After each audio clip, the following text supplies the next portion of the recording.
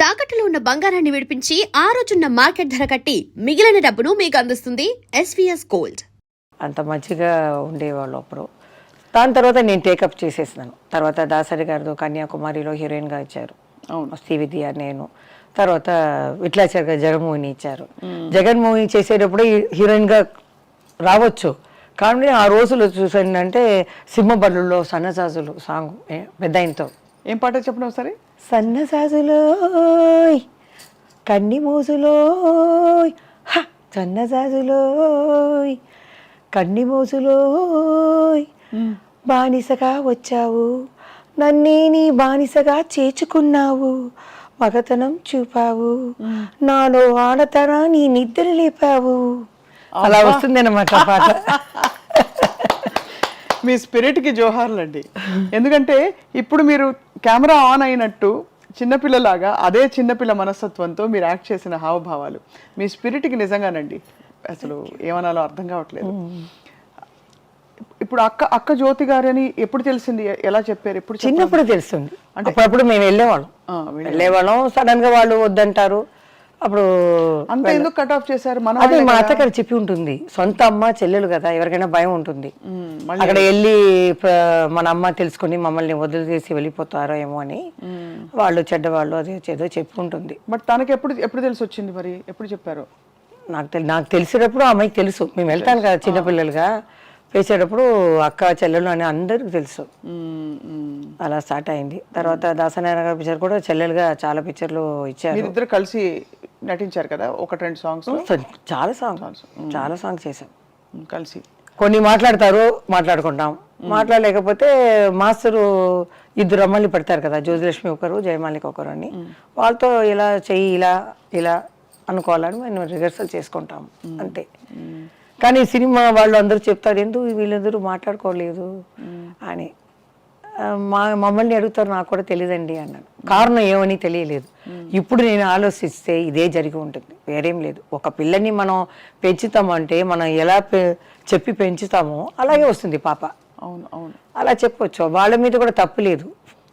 5 years నుంచి పెంచుతున్నారు కదా, సడన్గా వదిలేసి వెళ్ళిపోతే అదే వేరేం లేదు. సో అలా మొదలు పెట్టారు జయమాలి గారు మీ ప్రయాణం, సినిమా ప్రయాణం. కొన్ని క్యారెక్టర్ రోల్స్, కొన్ని సిస్టర్ రోల్స్, దాంతోపాటు మెయిన్ స్ట్రీమ్గా ఇప్పుడు ఐడెంటిఫికేషన్ ఏంటంటే ఒక మంచి ఐటమ్ సాంగ్ అని ఇప్పుడు అంటున్నాం. అప్పుడు ఆ రోజులో క్యాబరే అనేవాళ్ళు, క్లబ్ అనేవారు. అది ఆ ప్రాసెస్లో మీకు ఫ్రీడమ్ ఇచ్చేవారా? మీరు డిసైడ్ చేసుకోవడానికి నాకు ఈ మూమెంట్ నేను చేయను, లేకపోతే ఈ కాస్ట్యూమ్ నాకు నప్పదండి, సూట్ కాదు, ఈ కలర్ బాగాలేదండి అట్లా చెప్పడానికి? లేకపోతే లేదు, ఆ రోజులు అలా లేదండి. ఇప్పుడు రాఘవేంద్రరావు గానే చెప్పేస్తాడు ఆ సిచ్యువేషన్ ఎలా ఉందో అలా. అప్పుడు చెప్తారు, మాకు ఇంత లంగా ఓని షార్ట్గా కావాలి, లేకపోతే ఇది ఏదని వాళ్ళు డైరెక్టర్ చెప్తే క్లాత్ కూడా వెళ్ళి చూపించాలి. వాళ్ళు సెలెక్ట్ చేసి దాన్ని కుట్టించి మనకు వేస్తారనమాట. అదే మేము. తర్వాత ఏం చెప్పాలంటే నాకు లక్కుగా నందమూరి బాలకృష్ణ గారితో హీరోయిన్గా, ఆయనకి మొదటి హీరోయిన్గా. అవును, ఇప్పుడు కూడా చెప్పారు మన నందమూరి రామకృష్ణ గారు మన శత జయంతి అప్పుడు, పెద్ద ఆయన ఎన్టీ రామారావు గారి శత జయంతి అప్పుడు నేను చెప్పలేదు, ఆయన కృష్ణుడి మీద పోయాను కాబట్టి ఆయన గురించే చెప్పాను. బాలకృష్ణ గారి గురించి చెప్పలేదు కదా. వెంటనే ఆయన మైకు వచ్చి అందరూ మర్చిపోయారు అన్నతమ్ముల అనుబంధంలో ఫస్ట్ హీరోయిన్గా మా అన్నయ్యకి బాలయ్య బాబుకి జయమాలి వచ్చింది అని. నేను అప్పుడు దగ్గరికి వెళ్ళి చెప్పాను, సంతోష్ అవార్డులో చెప్పారంట, జ్యోతి గారు వచ్చి చెప్పారు జయమాలిని నా ఫస్ట్ హీరోయిన్ అని. ఆయన చాలా సంతోషంగా ఉండింది. ఆయన ఎంత లెవెల్కి ఎక్కినా అలాగే ఉన్నారు. ఇప్పుడు హైదరాబాద్ వెళ్ళాను కదా, మన మెగాస్టార్ చిరంజీవి గారు కానీ బాలకృష్ణ గారు అందరూ ఆ ప్రేమ అలాగే ఉందా. కానీ ఈసారి నేను హైదరాబాద్ వెళ్ళలేదు, మనసు బాగలేదు. ఎందుకంటారు? ఆ 5 లెజెండ్ లేదు కదా ఫస్ట్ ఆ సమయం. ఇప్పుడు నేను వెళ్ళేటప్పుడు నాగేశ్వరరావు గారు, రామారావు గారు, కృష్ణంరాజు గారు, శోభన్ బాబు గారు, అది సరే ముగ్గురు వెళ్ళారు. వీళ్ళిద్దరు కృష్ణంరాజు గారు, కృష్ణ గారు ఉన్నారు అని కొంచెం మనసుని ఇది చేసుకున్నాను. ఇప్పుడు వెళ్ళేటప్పుడు కన్నీళ్ళు అలా వచ్చాయి. ఎందుకంటే బాల్య స్నేహం మనం మర్చిపోలేము. మాకు ఎలా రెస్పెక్ట్ ఇచ్చారు, మమ్మల్ని ఏది అనకుండా మాకు సహాయంగా ఉండారు. అది నేను మర్చిపోలేను. వెళ్ళగానే నాకు కళ్ళలో నీళ్ళు వచ్చినట్టు ఉంది. లేదు, ఈ ప్రపంచం ఉన్నంత వరకు వాళ్ళ పేరు ఉంటుంది, జీవిస్తూనే ఉంటారు, స్వర్గం నుంచి మన తెలుగు ఇండస్ట్రీని చూస్తూనే ఉంటారు అని నేనే ధైర్యంగా తీసుకొని వచ్చేసాను అనమాట. అదే ఎంత ఎమోషన్ ఉండండి మీలో. అంటే బయట చూస్తే ఎవరికి అర్థం కాదు. అంటే మీరేమిటో మీరు అందులో క్వైట్ చాలా ఎప్పుడు మాట్లాడలేదు. కాబట్టి ఇప్పుడు మాట్లాడుతుంటే అర్థం అవుతుంది, ఓహో ఇంత మనసు జయమాలి గారి మనసులో ఇంత ఉందన్నమాట అని.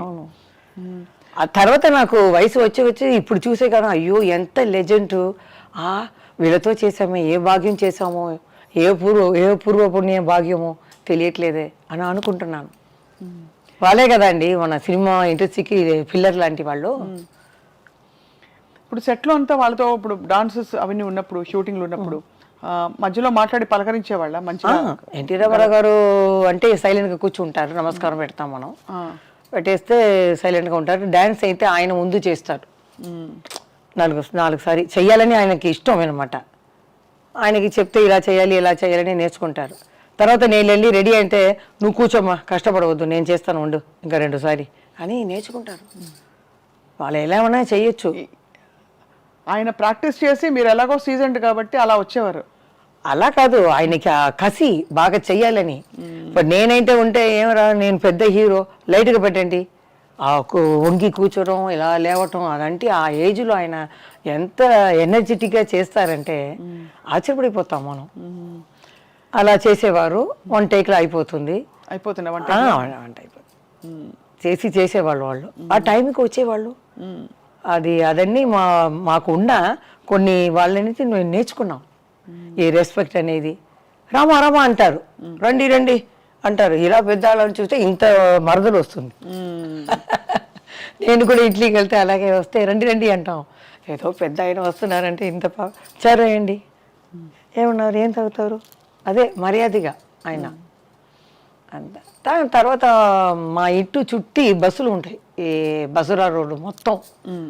చిన్నప్పుడు అదే అమ్మ అడిగేది, ఏమిటిది ఇన్ని బస్సులు అని. నేను అడిగితే పెద్ద లెజెండ్ తెలుగులో మన పక్క సీట్లో ఉన్నారు, తిరుపతికి వెళ్ళి ఆ వెంకటేశ్వర స్వామిని దర్శనం చూసుకొని అలా వచ్చి మన హీరో ఉన్నారు కదా లెజెండ్, వాళ్ళని చూసుకొని కర్పూర ఆరాతిలు తీసుకొని ఆ వెంకటేశ్వర స్వామిని చూసినట్టు ఆనందం చేసి గోయిందా వెంకటేశ్వర స్వామి గోయిందా అలా నమస్కారం పెట్టేవాళ్ళు ఆ బాల్కనీలో వస్తే.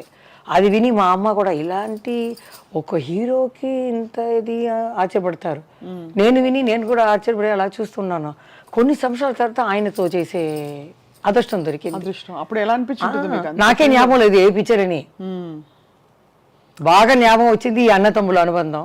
తర్వాత ఆయనతో కొట్టుకుని పోతాను ఆయన్ని, సన్నజాజులు, ఈ తర్వాత నా పరువం నీ కోసం, డాన్ హిందీ, అవును ఆ పిక్చర్ అన్నీ ఎలా వెళ్ళిపోయింది. ఏం చెప్పరు. కానీ మన లవ్ సీన్ అంటే కృష్ణ గారికి పెద్ద ఆయనతోటే ఉంటుంది. అదే ప్రాబ్లం, కృష్ణ గారికి రాదు. ఇక్కడ వెళ్తే నన్ను చూడకుండా అక్కడ సైడ్ గా చూస్తారు. ఆయన డైరెక్టర్ చూడరా, ఆయన కొంచెం ఇదే కదా సిగ్గుగా ఉంటారు. అన్ని పిక్చర్లో ఎన్టీ రామారావు వాలంటీర్గా రా అని చెప్పి నేను ప్రేమించాలి. అలాంటి క్యారెక్టర్ నాకు. అవును మీరే బలవంతంగా ఆయన్ని వశం చేసుకోవాలి అలే అని. అది మన దానవీర సూరకర్ణలో ఆయనతో సాంగ్ ఇటు రారా అని వస్తుంది సాంగ్. బాలయ్య బాబు ఆ ఫంక్షన్ లో కూడా చెప్పారు, వేసింది ఆ చక్కని పాట అది దానవీర సూరకర్ణలో. అది అక్క ఏమో కృష్ణ గారు తీసారే ఏదో పిక్చర్, కురుక్షేత్రం. అవును అక్క అది చేసింది, నేను ఇది చేశాను పెద్ద ఆయనతో. ఆయన కృష్ణ గారితో తను చేసింది. చాలా బాగుంటాయి. ఐబ్రో అని రాశారు నాకు. ఫస్ట్ ఈ జానపదాలు పిక్చర్లో చూడటం ఇదే ఫస్ట్ టైం. దానికి ముందు ఈ కోట్ సూటు ఇవన్నీ ప్యాంటు ఇది వేసేసారు. జానపదాలు చూస్తే ఆ సెట్ వెళ్ళగానే అంత పెద్ద గ్రీడం, ఆ నగలు అలా పెట్టుకొని అలా నిలిస్తే ఇదేంటి గంధర్లోకమా, ఎక్కడ వచ్చాము, ఇవేంటి కర్ణుడా, ఏం తెలియదు అని భయపడిపోయాను నేను. తర్వాత హైట్ కూడా తక్కువ కదా, ఆయన ఎంత హైట్.